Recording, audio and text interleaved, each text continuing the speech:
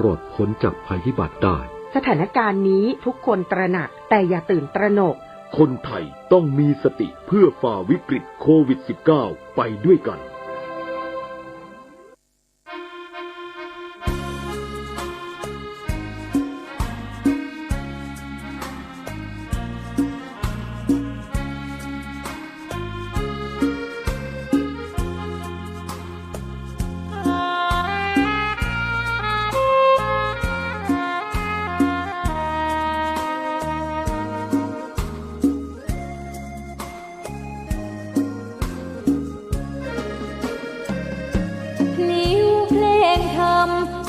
ถ้อยคำเข้าถึงจิตใจ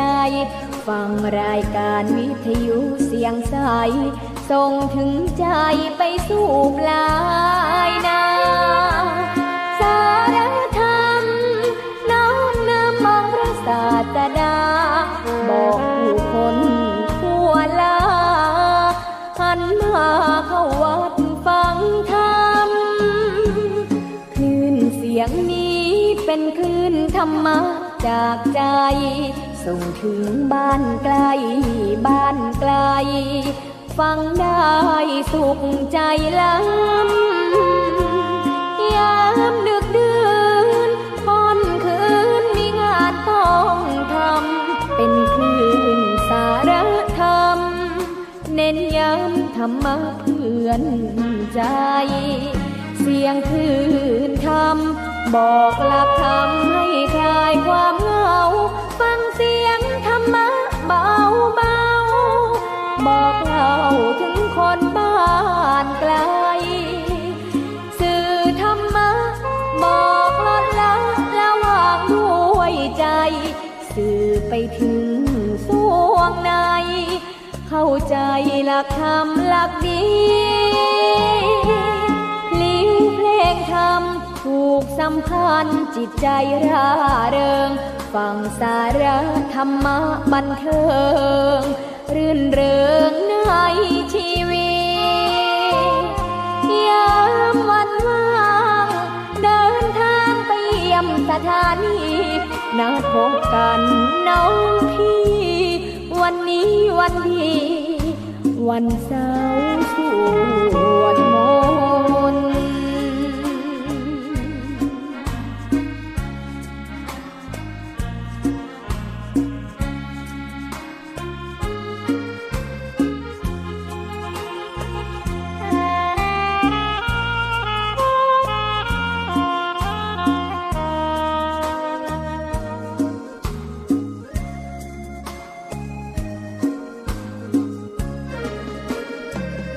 เสียงคลื่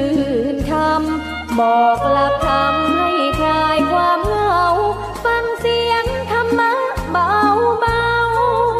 บอกเล่าถึงคนบ้านไกลขอความนอบน้อมจงมีแด่พระรัตนตรัยเจ้าสามประการพระรัตนตรัยองค์ที่หนึ่งคือพระพุทธเจ้าพระรัตนตรัยองค์ที่สองคือพระธรรมพระรัตนตรัยองค์ที่สามคือพระอริยสงฆ์ข้าพระพุทธเจ้าขอเคารพนบนอบกราบไหว้แตบไต้ไวสาในพระรัตนตรัยเจ้าถึงสามประการโดยความเคารพสักการะเป็นอย่างยิ่งขอถวายความเคารพพระมหาเถรานุเถระเจ้าคณะพระสังฆาธิการครูบาอาจารย์ตลอดถึงพระภิกษุหนุ่มสามเณรน้อยจุตนจุองค์ขอเจริญพรศรัทธานาบุญอุบาสกอุบาสิกาท่านสาธุชนทุกท่านต่อจากนี้ไปอาตมาภาพพระครูปริยัติกิจจาภิวัตรสำนักวัดพระสิงห์อำเภอเมืองจังหวัดเชียงใหม่ก็จะได้น้อมนำเอาพระธรรมคำสอนอันเป็นความรู้ทางพระพุทธศาสนามามอบเป็นธรรมบรรณาการอาหารใจ คือกับท่านสาธุชนที่รับฟังรายการทางคลื่นสถานีวิทยุคลื่นพระพุทธศาสนาคลื่นสีขาวแห่งนี้เพื่อท่านสาธุชนเมื่อได้รับฟังแล้วได้พินิจพิจารณาก็จะก่อให้เกิดเป็นบุญเป็นกุศลเป็นองค์ความรู้เกิดขึ้นในจิตในใจเมื่อมีความรู้ความเข้าใจที่ถูกต้องซึ่งเราเรียกว่าสัมมาทิฏฐิเมื่อมีความรู้ความเข้าใจที่ถูกต้องแล้วก็จะก่อให้เกิดความประพฤติปฏิบัติในชีวิตประจำวันเป็นการประพฤติปฏิบัติที่ถูกตำนองครองธรรมผลที่ตัวมาก็จะเป็นความสุขความสงบความถูกต้องตามประเพณีวัฒนธรรมถูกต้องตามกฎหมายบ้านเมืองญาติโยมผู้ประพฤติปฏิบัติธรรมก็จะมีความสุขใจเป็นความสุขอันเกิดจากการได้ยินได้ฟังการได้ประพฤติปฏิบัติที่ถูกต้องถูกธรรมถูกวินัยตรงกันข้ามถ้าหากว่าเฮาบ่ได้ยินบ่ได้ฟังบ่ได้รู้บ่ได้เข้าใจในเนื้อธรรมคำสอนในทางพระพุทธศาสนาบางครั้งบางคราวด้วยที่ดวงจิตดวงใจถูกครอบงำด้วยความโลภความโกรธความหลงอันเป็นกิเลสก็จะก่อให้การมีการประพฤติปฏิบัติในทางที่บดีที่บงามที่มันผิดศีลผิดธรรมเมื่อเราได้ประพฤติปฏิบัติแล้วก็จะก่อให้เกิดเป็นโทษเป็นความทุกข์เจ้าของชีวิตคนนั้นก็จะเป็นชีวิตที่มีความทุกข์ได้รับโทษได้รับคำติฉินนินทาได้รับการจองจำก็ทำให้ชีวิตขาดอิสรภาพการเกิดจากการกระทำที่ขาดศีลขาดธรรม เพราะบ่รู้บ่เข้าใจเป็นมิจฉาทิฏฐิอันนี้เป็นประโยชนะอันเกิดจากการได้ฟังเนื้อหาสาระธรรมก็จะเป็นแนวทางการประพฤติปฏิบัติที่ถูกต้องตามที่ว่าเพราะฉะนั้นในโอกาสอันเป็นมังกละในโอกาสอันดีนับต่อจากนี้ไปก็ขอเชิญท่านสาธุชนได้ตั้งจิตตั้งใจคือฟังโดยความตั้งใจสะสุสังละพะเตปัญญังสุสังละพะเตปัญญังการฟังด้วยดีย่อมเกิดปัญญาก็จะเป็นบุญเป็นกุศลศรัทธาญาติโยมก่อนอื่นนั้นก็ขออนุโมทนาบุญในส่วนของทางสถานีวิทยุคลื่นพระพุทธศาสนาคลื่นสีขาวแห่งนี้โดยการนำของท่านผู้อำนวยการเจ้าหน้าที่ทุกท่านทุกแผนกทุกคนที่ทำให้ครูบาอาจารย์ได้มีโอกาสนำเอาสาระธรรมในทางพระพุทธศาสนาได้กระจายไปตามคลื่นวิทยุแห่งนี้แล้วก็เข้าสู่ศรัทธาญาติโยมที่อยู่ตามบ้านตามจองทุกที่ทุกแห่งได้รับฟังสิ่งที่ดีๆแล้วก็เป็นบุญเป็นกุศลนับว่าเป็นคลื่นสถานีวิทยุที่น่าอนุโมทนาเป็นคลื่นสถานีที่เกิดจากความตั้งใจของทีมงานอันที่จะทำให้เป็นประโยชน์ต่อชาติบ้านเมืองต่อพระศาสนาต่อสถาบันพระมหากษัตริย์ ซึ่งเป็นสถาบันหลักของประเทศไทยเฮามาตั้งแต่เมินก็ทำให้ผู้คนเข้าใจในต่างที่ดีท่านสาธุชนทั้งหลาย ถ้าเฮาพินิจพิจารณาด้วยความท่องแท้แล้วชีวิตแต่ละวันของเฮาตั้งแต่ตื่นขึ้นมากินข้าวง่ายทำการทำงานจนไปถึงเมื่อตอน กินข้าวตอนแล้วก็ไปจนถึงเมื่อแรงกินข้าวน้ำข้าวแรงเสร็จก็ได้พักผ่อนเข้านอนก็เป็นเจอี้เป็นประจำในชีวิตประจำวันแต่บางผู้บางคนนั้นอาจจะมีภารกิจการงานที่ทำเมื่อคืนรับไม่วันอย่างเช่นคนปฏิบัติหน้าที่ภาระในการอยู่ยามอย่างอีเป็นต้นหรือเข้างานในกะเมื่อคืนเมื่อทำเมื่อคืนแล้ว เมื่อวันก็มารับมานอนมาพักผ่อนตามเวลาเท่าที่จะมีได้อันนี้เป็นวิถีชีวิตของคนเฮาในวิถีชีวิตนอกจากจะทำการทำงานในบ้านแล้วก็บ้านเฮาก็เรียกว่าทำจิกๆจอกๆอยู่ในบ้านซักผ้ากวาดผ่องไปซื้อของผ่องอู่กับคนนั่นอู่กับคนนี้ผ่องอันนี้เป็นการประพฤติปฏิบัติของคนที่อยู่ที่บ้านอาจจะเกษียณอายุการทำงานแล้วบ่มีการมีงานเป็นประจำแต่หลายผู้หลายคนนั้นตื่นเช้าขึ้นมาก็ต้องรีบออกจากบ้านเพื่อไปยังสถานที่ทำงานในการทำงานแต่ละวันก็ได้เรียกว่าได้มีปฏิสัมพันธ์ติดต่อกับบุคคลนั้นกับบุคคลนี้ได้ไปประชุมสัมมนาได้ไปอบรมได้ไปทำกิจกรรมอันนั้นอันนี้ตามภาระหน้าที่ที่เป็นภาระงานในหน้าที่ตำแหน่งของตนเอง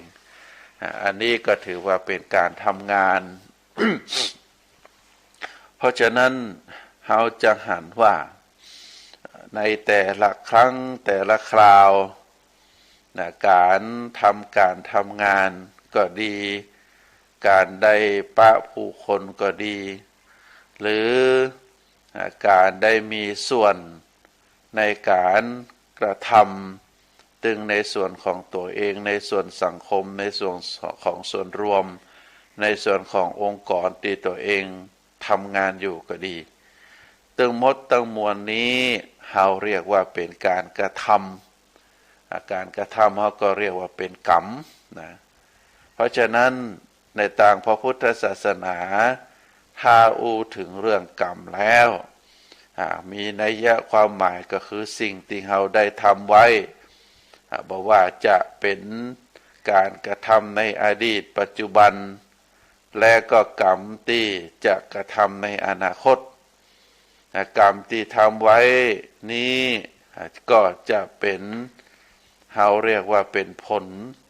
หรือเป็นสมบัติของคนที่ทำนั้นตลอดไป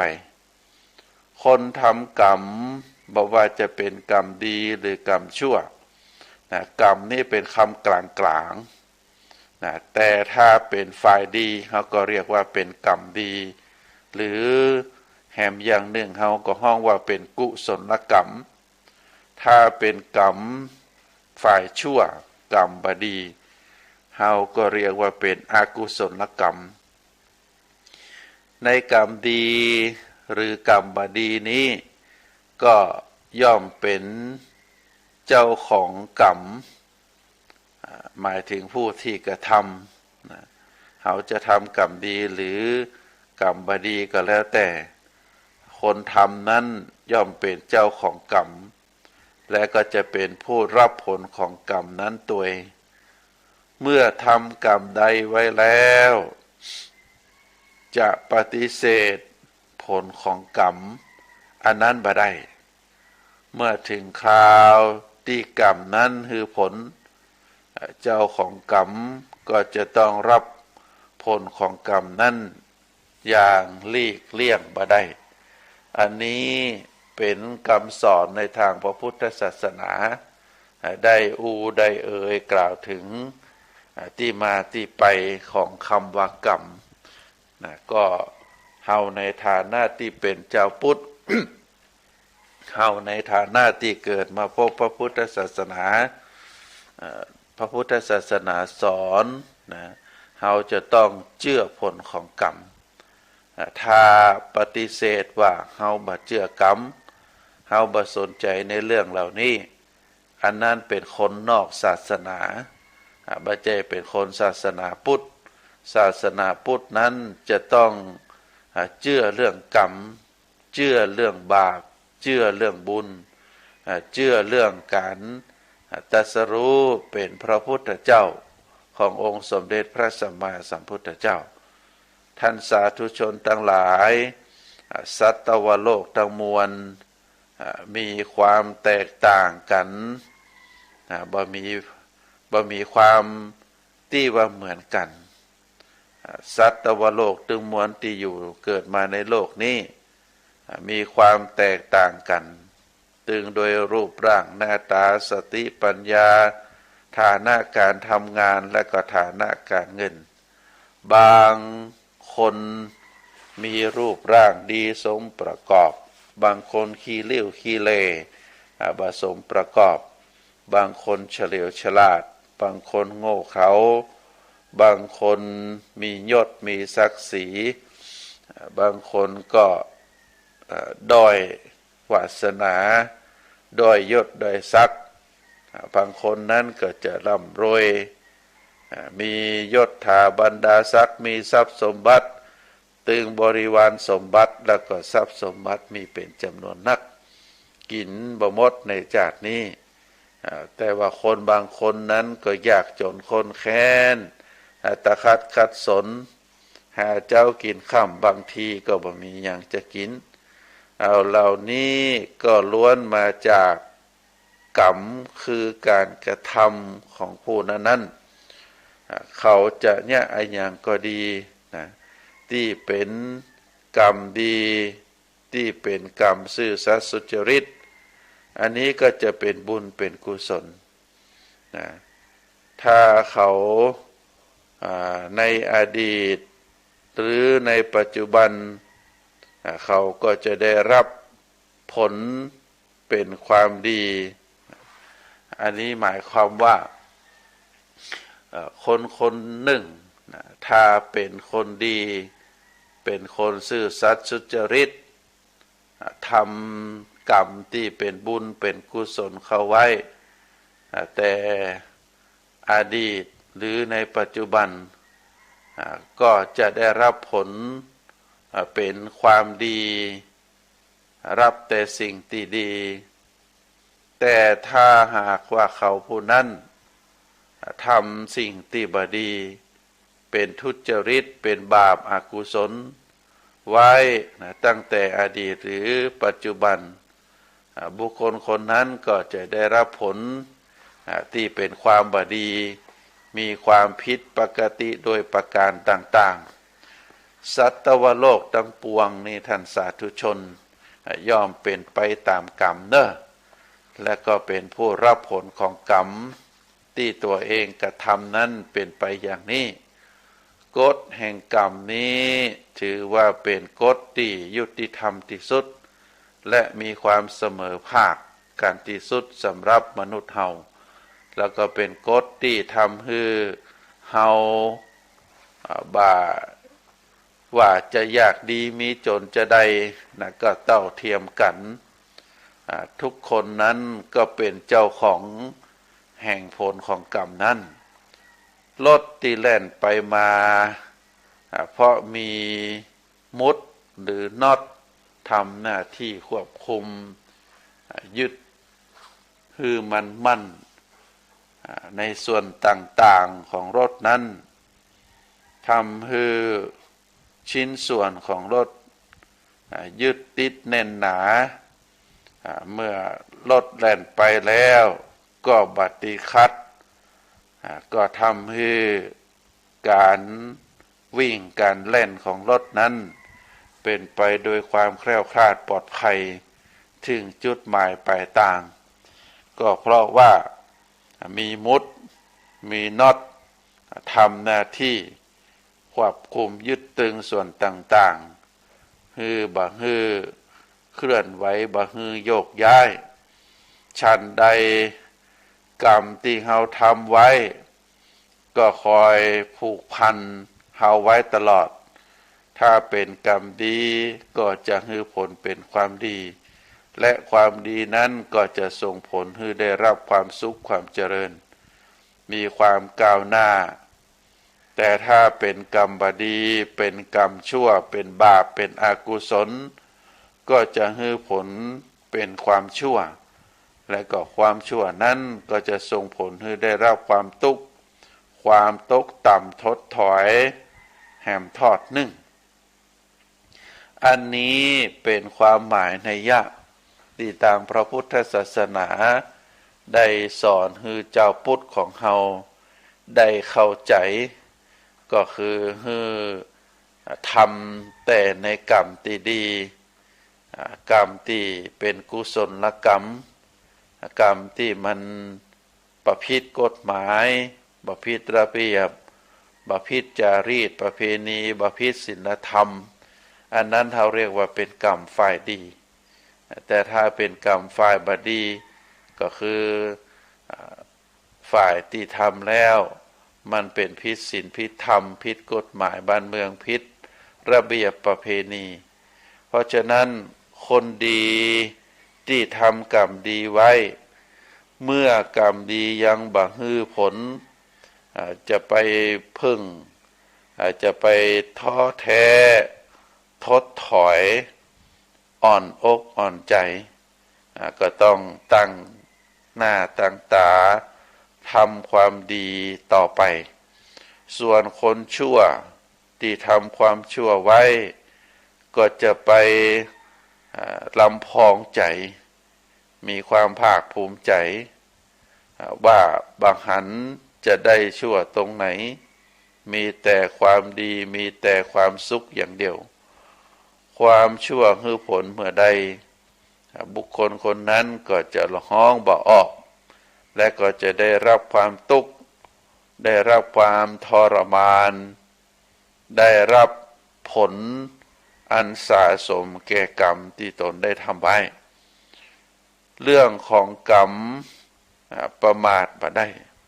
เขาจะประมาทบ่ได้เปิ้นบอกว่ากรรมนั้นเหมือนกับหมาไล่เนื้อตันเมื่อใดหมานั้นมันก็จะคบ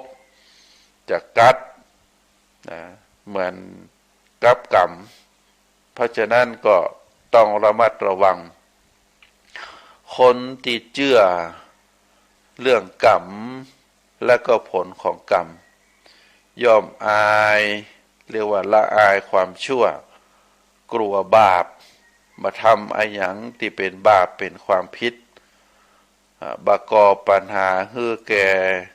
คนอื่นและก็สังคมมุ่งแต่จะทำสิ่งที่ดีคือแก่ชีวิตของตัวเก่า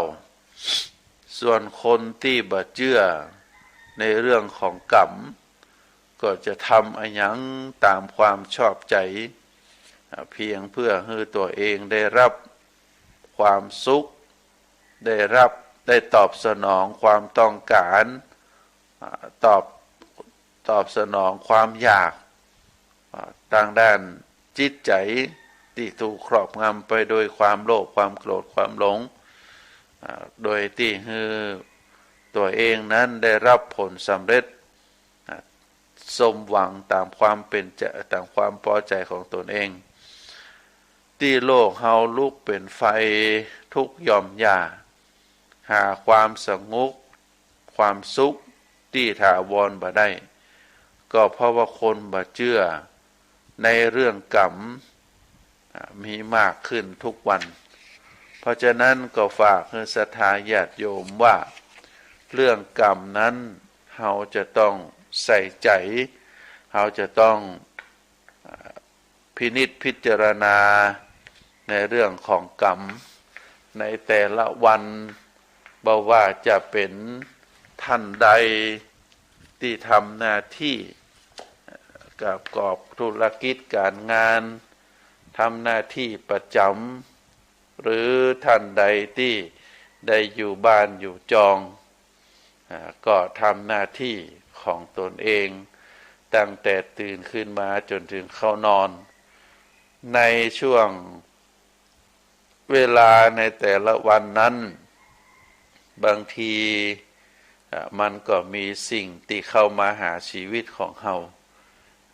บางอย่างก็เป็นความดีบางอย่างก็เป็นความชั่วเราบางครั้งเราไปหาเองก็ดีบางครั้งผู้คนสิ่งของเหล่านั้นเข้ามาหาตัวเราก็ดีเป็นหน้าที่ที่เราจะต้องคัดกรองโดยใจสติปัญญาพินิจพิจารณาให้ดีว่าสิ่งที่เข้ามาหาเราก็ดีเราเข้าไปหาเปิ้นก็ดีเนี่ยเราควรทำก่อนควรทำควรที่จะประกอบให้เป็นกรรมขึ้นมาก่อนถ้ามันเป็นสิ่งที่ดีถูกศีลถูกธรรมบาพิศีลบาพิธรรมเป็นสิ่งที่ถูกต้องตึงกฎหมายถูกต้องตึงขนบธรรมเนียมประเพณีแล้วเราใจปัญญาเราพิจารณาแล้วถ้ามันเป็นลักษณะว่าเป็นสิ่งที่ถูกต้องเราก็ลงมือกระทำแต่ถ้าสิ่งใดที่เข้ามาหาเราก็ดีหรือเราเข้าไปหาก็ดีเป็นสิ่งที่บ่ถูกต้องเป็นสิ่งผิดศีลผิดธรรมผิดกฎหมายบ้านเมืองผิดประเพณีวัฒนธรรมสิ่งนั้นเราจะต้องยุดเราจะต้องละเราจะต้องเลิกเราจะต้องมาทำแหมเพื่อว่าเมื่อเราได้ละได้เลิกแล้วผลที่ตยมาก็จะเป็นสิ่งที่ถูกต้องท่านสาธุชนทั้งหลายมีเรื่องเล่าในธนาคารแห่งหนึ่ง เกิดมีการโต้คารมกันในห้องเก็บเงินของธนาคารเป็นเรื่องเปรียบเปรยเนอะศรัทธาญาติโยมมีการโต้คารมกัน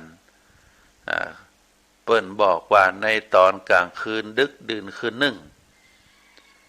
ธนบัตรหรือเงินที่เป็นแบงค์นะก็ได้มีการโต้คารมกันธนบัตรที่พนักงานธนาคารได้เก็บรวบรวมไว้ในห้องนิรภัยเป็นมัดแยกเป็นแบงค์พันแบงค์500แบงค์100แบงค์50แล้วก็แบงค์20ปรากฏว่าธนบัตรเหล่านั้นเมื่อได้ถูกพนักงานแยกมัดเป็นปึกๆอยู่ด้วยกันในห้องนิรภัยของธนาคารบรรดาแบงค์เหล่านั้นก็เกิดความรู้สึกเหงาขึ้นมาเพราะอยู่ในห้องอันมืดสนิทแล้วก็เงียบนะก็หาเรื่องคุยกันแก้เหงาเริ่มแรกก็ถามไทยกันว่าวันนี้ไผไปอยู่ในมือไผมาพ่องถูกใจจ่ายไปตังไหนมานานเข้าเมินเข้าก็ปรากฏว่าการพูดคุยของแบงค์ทั้งหลายก็ออกรสออกชาติแล้วก็เริ่มใส่อารมณ์เข้าหากัน จนกลายเป็นการโต้คารมกันไปโดยปริยาย โดยช่วงหนึ่งแบงค์พันได้คุยอวดตัวเก่าว่าเป็นความเด่นเป็นเชิงข่มแบงค์ชนิดอื่นเพราะว่าแบงค์พันนั้นมีราคานักกว่าแบงค์ประเภทอื่นพวกเขาได้กล่าวนะแบงค์พันนั้นได้กล่าวบอกว่าพวกเขาเนี่ยเจ้าแบงค์พันทั้งหลายนี่ถือว่าโชคดีที่สุด ที่ว่าโชคดีที่สุดนั้นเพราะว่าหมู่เฮานี้ได้ไปอยู่กับพวกเศรษฐีพวกคุณหญิงคุณนายในกระเป๋ายี่ห้อดังแบรนด์เนมในราคาแพงๆจากเมืองนอกมือที่พวกเขายิบเฮาออกไปซื้อไปใช้จ่ายส่วนใหญ่ก็จะเป็นมือที่สะอาดสะอ้านมีแหวนเพชรมีสร้อยเพชรสร้อยทองมีนาฬิกายี่ห้อดังประดับและก็ใจพวกเขาซื้อของแต่ราคาแพงๆทั้งนั้นพวกคนยากจนหาเจ้ากินค่ำมามีโอกาสได้ใจพวกเขานักบางคนอาจบักเกยจับพวกเขาโดยซ้ำไปพวกเขาจึงบักก้อยจึงบ่ได้เรียกว่าบ่ได้ย่อยยับเป็นแบงค์ที่ใหม่อยู่ตลอดเวลาและที่พวกเขาบักก้อยได้หันกันก็คือคนส่วนใหญ่พอหันพวกเขาอยู่กันเป็นปึกๆก็จะมีตาลุกตื่นเต้นอยากได้หมู่เฮายิ่งถ้ามีจำนวนนักต่อใดพวกเขาก็ยิ่งจะชอบใจต่อนั้นเรื่องจะบรรดาพวกแบงค์ร้อยแบงค์สิบแบงค์สาวนี่สู้หมู่เฮาบ่ได้มันเป็นแล้วแต่วาสนาของภายนอกอันนี้แบงค์พันได้กล่าวได้ไร่ยาวแบ่งทับทำเอาคือแบงค์อื่นๆนิ่งไปเพราะหูมาอย่างนั้นเหมือนกันแต่ก็บ่อวดข้อดีของตัวเพราะกลัวจะเสียเชิงแบงค์อื่นในส่วนของแบงค์500ก็เอ่ยขึ้นว่าพวกเขาก็เหมือนกันเนอะถึงแม้ว่าจะมีราคาด้อยกว่าแบงค์พันเฮาก็มีโอกาสอยู่กับพวกเศรษฐีไฮโซเหมือนกัน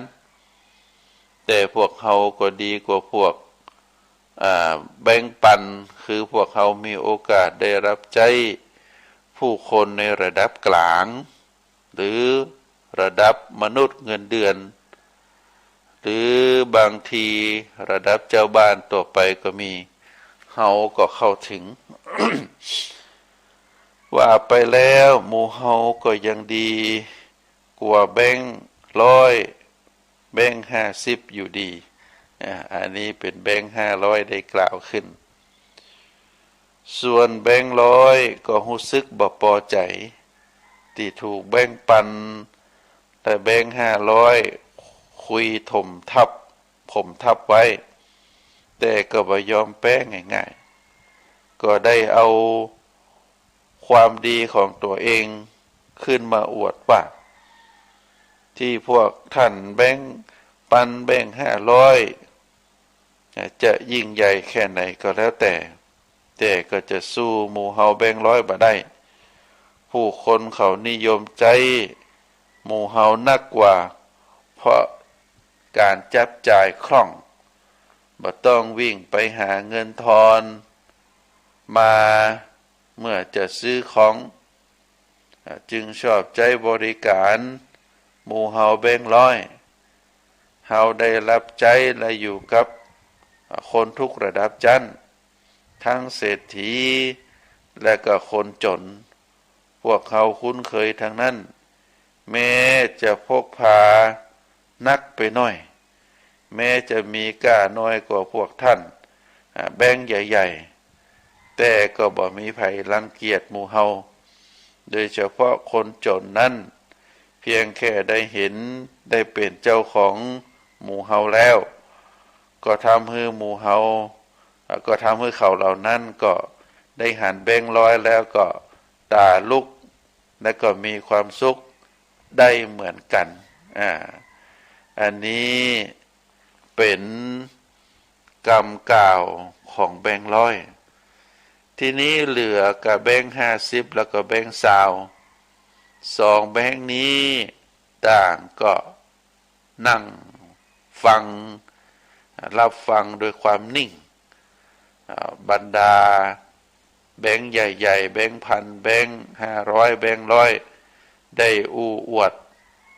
ความดีของตัวเก่าโดยความเจียมเนื้อเจียมตัวคิดว่าคงจะเอาชนะพวกแบงค์ใหญ่ๆทางความนิยมของคนใจบ่ได้เพราะกล้าของพวกตนนั้นมีราคาน้อยนิดแบงค์50นั้นก็บ่อยากจะโตบ่อยากจะโอ้อวดความเด่นของตัวเพราะคิดบัดตันจึงถอนใจดื้อๆเหลือแต่แบงค์20นั่งคิดอยู่เมินว่าจะอวดความดีความเด่นของตัวจะได้จึงจะกู้หน้าพักพวกใดแบงปันแบงค์500ก็กล่าวบอกว่าจะได้พวกแบงค์50แบงค์20มีอะไรอย่างจะคุยก็บ่ต้องเกรงใจพวกเขาเด้ออูมาเตอหรือว่ายอมสิโรราบแปรพวกเขาแล้วบ่มีอย่างจะอู้เมื่อได้ยินดังนั้นแบงค์ใบหนึ่งก็เกิดฮึดขึ้นมาจึงได้กล่าวต่อไปว่าพวกท่านมีราคาสูงกว่าหมู่เฮาแน่นอนหมู่เฮาสู้กับพวกท่านต่างอย่างนี้บ่ได้แต่หมู่เฮาก็มีความภาคภูมิใจอย่างหนึ่งคือถึงพวกเขาจะมีก้าน้อยแต่ก็มีโอกาสได้ร่วมสร้างบุญสร้างกุศลมากกว่าและก็บ่อยกว่าท่านทั้งหลายเนอะเช่นอยู่ในตู้บริจาคการกุศลช่วยเหลือคนตาบอดพ่องช่วยเหลือคนพิการพ่องช่วยน้ำท่วมพ่องที่เขาตั้งไว้ตามศูนย์การค้าต่างๆอันเป็นตู้บริจาคตามธนาคารตามโรงพยาบาลหรือตามสถานที่ราชการส่วนใหญ่ก็มีแต่หมู่เฮาเจ้าแบงค์ที่ได้รับเกียรติถูกหย่อนไปอยู่ในตู้นั้นเมื่อนี่จะมีแบงค์ปันแบงค์500อย่างพวกท่านจะได้รับเกียรติอย่างนี้สักครั้งหนึ่งแบงค์ใบเก่งหยุดคิดหน่อยหนึ่งเพื่อที่จะฟังคำโต้แย้งแต่เมื่อแบงค์ใหญ่ทั้งหลายนั่งนิ่งเงียบฟังกันอยู่แบงค์ใบนั้นก็เลยกล่าวต่อไปว่าหรืออย่างในตู้บริจาคที่วัดก็เหมือนกันหมู่เฮานี้ก็ได้เวียนเข้าไปเวียนเข้าเวียนออกบ่อยจนนับครั้งบ่ถ้วน เจ้าของพวกใจบุญได้หย่อนหมู่เฮาลงในตู้บริจาคเหล่านั้นบางคนหย่อนลงไปตึงหลายใบทำให้หมู่เฮาได้ช่วยเหลือคนตาบอดได้ช่วยเหลือคนพิการคนประสบภัยต่างๆได้ช่วยเหลือวัดวาอารามในเรื่องเป็นการน้ำกับไฟช่วยเหลือหลวงพ่อท่านได้นำไปซื้ออิฐซื้อปูนซื้อทรายมาสร้างโบสถ์วิหารศาลาล้วนเป็นบุญเป็นกุศลทั้งนั้นพวกท่านอาจจะบ่เคยมีประสบการณ์เช่นนี้ก็ได้เพราะเจ้าของพวกท่านทั้งหลายเปิ้นบ่ค่อยได้บริจาคท่านเอาไปใส่ในตู้บริจาคเพราะเปิ้นเสียดายแต่หากซื้อเพชรซื้อทองซื้อรถราคาแพงๆแล้วเขาก็จะบ่เสียดายพวกท่านที่ฉันกล่าวมานี้ที่เฮากล่าวมานี้ท่านทั้งหลายมีความคิดหันว่าจะได้บรรดาพวกแบงค์ใหญ่อันมีแบงค์พันแบงค์500ฟังเจ้าแบงค์20แล้วก็บ่ฮู้จะโต้ตอบจะได้เพราะว่า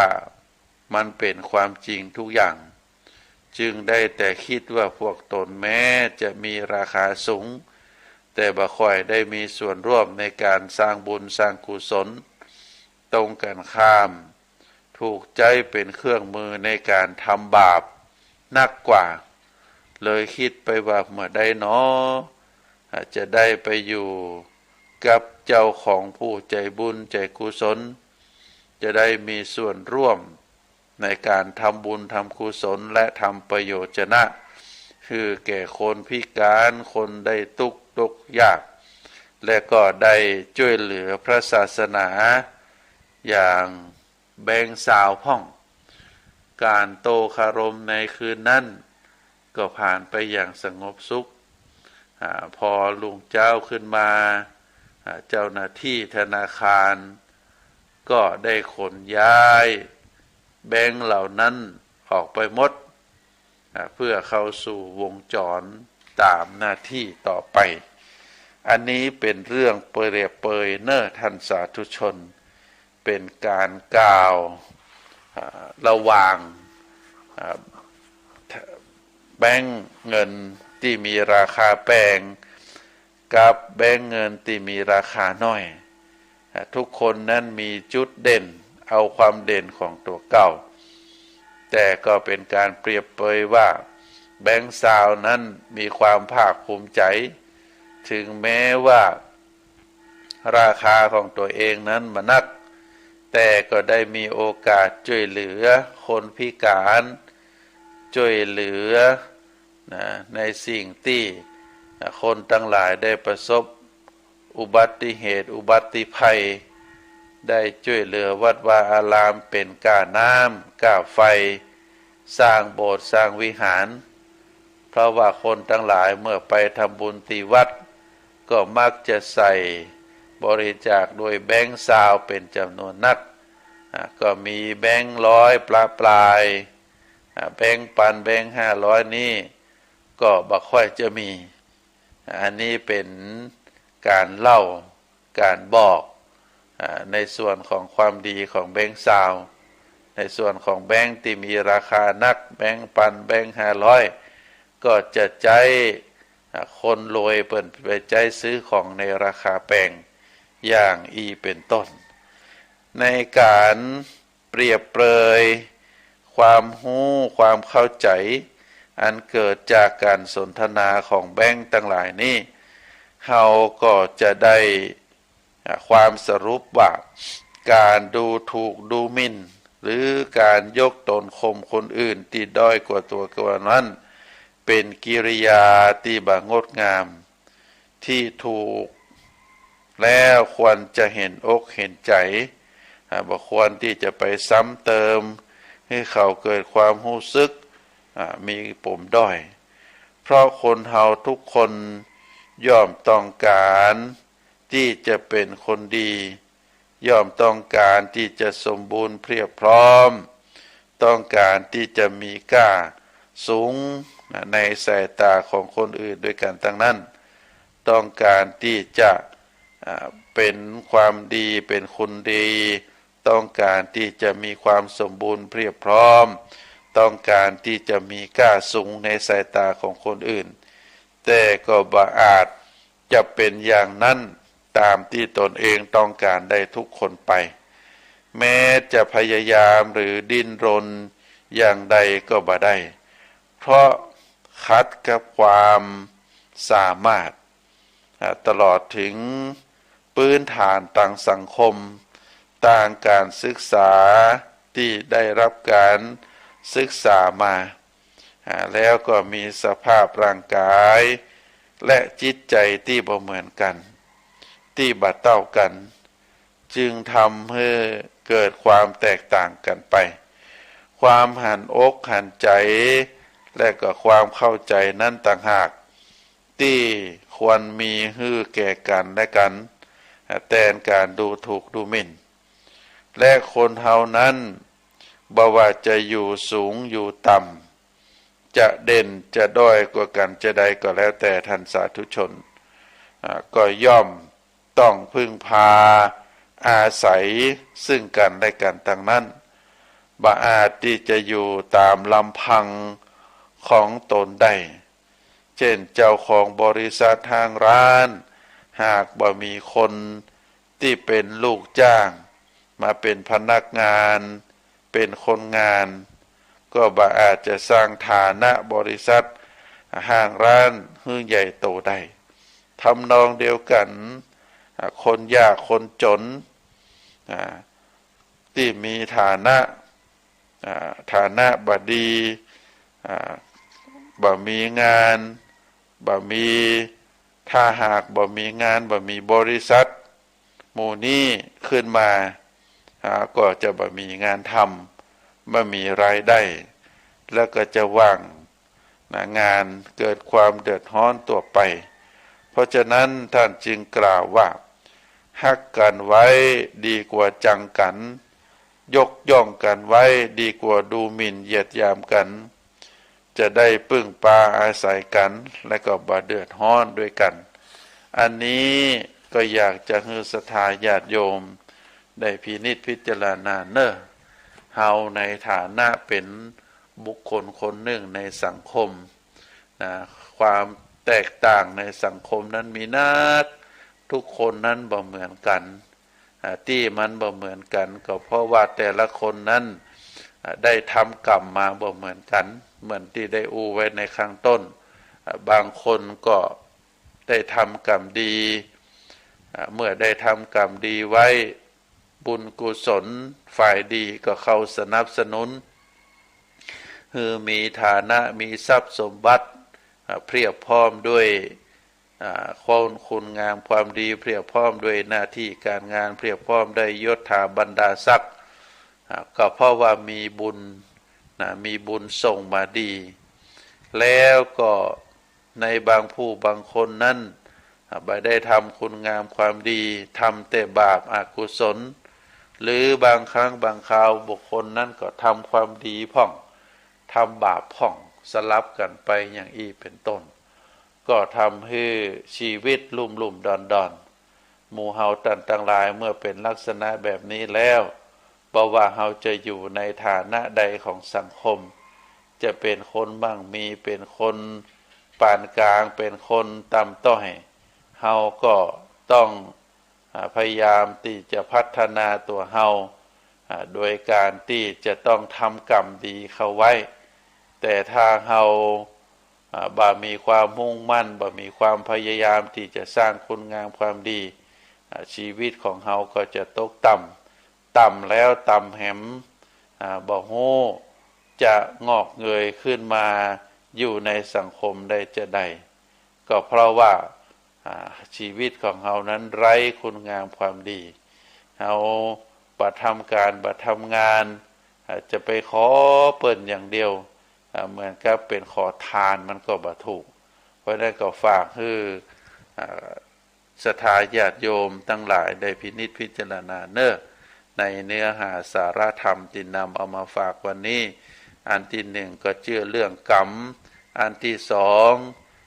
การมีชีวิตอยู่ในสังคมเราก็ต้องในแต่ละวันก็ต้องใช้ปัญญาพิจารณาทำในสิ่งที่ดีงามทำในสิ่งที่เป็นบุญเป็นกุศลทำในสิ่งที่มันถูกต้องตามศีลตามธรรมเฮาบ่ทำในสิ่งที่มันผิดศีลผิดธรรมบ่ทำในสิ่งที่มันผิดกฎหมายบ้านเมืองชีวิตของเฮาก็จะประสบแต่ความดีในสุดท้ายนี้ก็ขออำนวยอวยพรให้ทุกท่านได้มีความสุขได้มีความเจริญนิราชขาดแคล้วจากทุกโศกโรคภัยพยันตรายทั้งหลายทั้งมวลจงเจริญด้วยจตุรพิธพรชัยมีอายุวันนะสุขภาละปฏิภาณธนสารธรรมสารสมบัติรุ่งเรืองโดยลาภยศสุขสรรเสริญจงทุกประ